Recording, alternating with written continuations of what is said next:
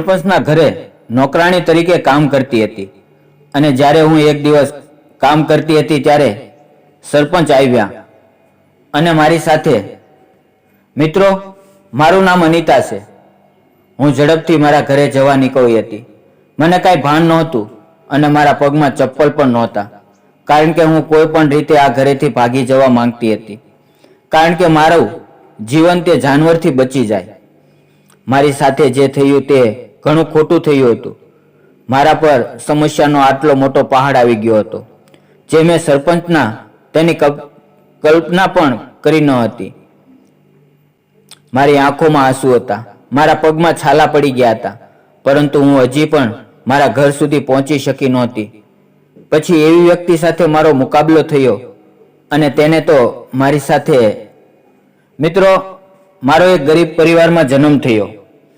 મારી માતા, એના શરીરમાં લોહીની અછતના કારણે મારા જન્મ સમયે મારી માતા મૃત્યુ પામ્યા હતા. મારો ઉછેર મારા દાદીમાએ કર્યો હતો. તે મારી દાદીનો આભાર હતો કે તેણે મને ભણાવી, કારણ કે મારી દાદી ખેતરમાં કામ કરતી હતી. તેને મારું એડમિશન ગામમાં સરકારી શાળામાં કરાવ્યું. મારા પિતા પણ મારા ભણવામાં મહેનત કરતા હતા. મારા પિતા સાધારણ ખેડૂત હતા. ગામમાં અમારું નાનું મકાન હતું, પરંતુ તેમ છતાં મારી દાદી ખૂબ સારી હતી. મારી દાદી મને પ્રેમ કરતી હતી, કારણ કે મારા માતા પિતા પણ મારી દાદીના એકમાત્ર પુત્ર હતા. દાદીને દીકરીઓ ખૂબ જ વહાલી હતી. તેણે પોતાની કોઈ દીકરી નહોતી, એટલે દીકરીના લગ્ન પછી તેણે પોતાની વહુને દીકરી તરીકે સ્વીકારી લીધી. મારી માતા પણ દાદીને પોતાનું સર્વોચ્ચ માનતી હતી અને આ નાનકડા ઘરમાં અમારો નાનો પરિવાર સુખીથી રહેતો હતો અને ખૂબ જ ખુશીથી જીવતો હતો. પછી જ્યારે મારો જન્મ થવાનો હતો ત્યારે ઘરમાં ઘણી ઉજવણી થતી હતી, પરંતુ જ્યારે મારી માતાની ડિલિવરીનો સમય આવ્યો ત્યારે તેને કેટલીક તકલીફ પડી અને તેણે મને જન્મ આપીને તેણે આ દુનિયા છોડી દીધી. મારા પિતા અને દાદી માતાના મૃત્યુ પછી ખૂબ રડ્યા. માતાના મૃત્યુ પછી પિતા પણ બીમાર થવા લાગ્યા, કારણ કે તેઓ મારી માતાને ખૂબ જ પ્રેમ કરતા હતા. જોકે મારા બધા કામ દાદીમાં જ કરતા હતા, પરંતુ દરેક બાળકને પિતાની સાથે માતાની પણ જરૂર હોય છે. પિતા મોટી બીમારીમાં ફસાઈ ગયા. દાદીમાને પિતાની બહુ ચિંતા હતી. તે ઈચ્છતી હતી કે પિતાની સારવાર શહેરમાં થાય, જેથી તેને સારી સારવાર મળી શકે. પણ અમે ગરીબ હતા અને શહેરમાં જઈને પિતાની સારવાર કેવી રીતે કરાવીએ? અમને 2 ટાઈમનું તો ભાગ્યે જ ખાવાનું મળતું હતું. જ્યારે પિતા બીમાર પડવા લાગ્યા ત્યારે પિતાની જગ્યાએ દાદીએ ખેતરમાં કામ કરવાનું શરૂ કર્યું. દાદીમાં મને કહેતા, તું ભણીને સફળ બનજે અને તારા ઘરની મુશ્કેલીઓ દૂર કરું. દાદીમાના શબ્દો હું સારી રીતે સમજી ગઈ. તેથી મેં નક્કી કર્યું હતું કે હું ભણીને સફળ થઈશ, ત્યારે જ મારા ઘરની ખરાબ હાલત સુધરશે. મારા પિતાની સારવાર ચાલુ હતી, પણ મારા પિતાની તબિયત સારી નથી. તે દિવસે ને દિવસે ખરાબ થતી હતી. તેની સારવાર માટે દાદી મારા પિતાને શહેરની હોસ્પિટલમાં લઈ ગઈ અને તે સમયે હું 18 વર્ષની હતી. દાદી મને શહેર લઈ ગયા નહોતા, કારણ કે મારી પરીક્ષા નજીક આવી રહી હતી. તેને કહ્યું હતું કે તું ઘરે રહે અને ઘર સંભાળ અને તારા અભ્યાસમાં ધ્યાન આપ. તારા પિતાનું ધ્યાન હું રાખું છું. નાનપણથી જ ઘરની આવી પરિસ્થિતિ હતી. મને ચિંતા રહેતી હતી કે ખબર નહીં ઘરની પરિસ્થિતિ ક્યારે સુધરશે.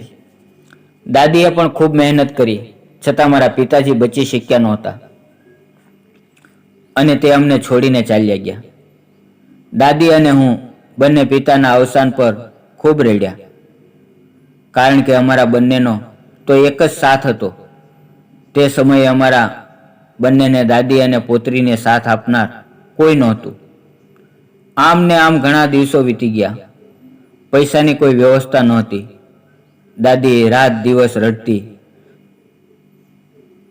જ્યારે પણ હું તેને જોતી ત્યારે તે રડતી રહેતી. આમ ઘણો સમય વીતી ગયો હતો. પરંતુ પૈસાની વ્યવસ્થા થઈ શકી નહોતી. અને ત્યારબાદ અચાનક ગામના મુખ્ય સરપંચે આ મુશ્કેલ સમયમાં અમને મદદ કરી અને અમને બેઘર થતા બચાવ્યા. પછી દાદી સરપંચના ઘરે તેમનો આભાર માનવા ગયા હતા અને તે સમયે તેનાથી દાદી દુઃખી થઈ ગઈ. સરપંચે કહ્યું હતું કે જો તમે અમારા ઉપકારનો બદલો આપવા માંગતા હો તો તમારી દીકરીને અમારા ઘરે નોકરાણી બનાવીને મોકલો. અમને એક નોકરાણીની જરૂર છે જે અમારી સાર સંભાળ રાખે. દાદીમાં કહેવા લાગ્યા કે હું તમારા ઘરનું કામ કરી આપીશ, પણ હું મારી દીકરીને મોકલી શકતી નથી. હું તેને ભણાવવા માંગુ છું. તો સરપંચ કહેવા લાગ્યા, તમે તો તમારા ઘરનું કામ કરો.